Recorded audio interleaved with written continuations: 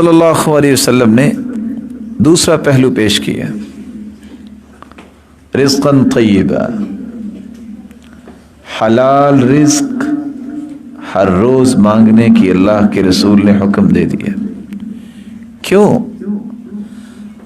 آپ زندگی کے 80 سال بھی اگر گزارتے ہیں اور دنیا آپ کو روزانہ دسیوں اور ہزاروں لوگ آپ کو سلیوٹ کرتے ہیں، اگر آپ کے پیٹ میں حرام کا لقمہ جا رہا ہے تو یاد رکھنا ایک وقت آنے والا ہے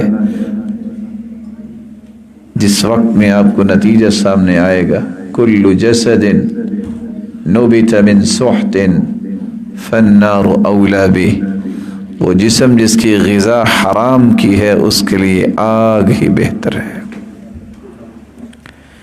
کیوں دعائیں قبول نہیں ہوتی؟ کیوں اولاد نیک نہیں ہوتی؟ کیوں بچوں پہ اثرات مرتب نہیں ہوتے؟ سبب کیا ہے؟ بہت سارے اسباب کے ساتھ ایک سبب یہ بھی ہے، ہم نے حلال اور حرام کی تمیز چھوڑ دی، ہم نے حلال اور حرام کو جانچنا چھوڑ دیا۔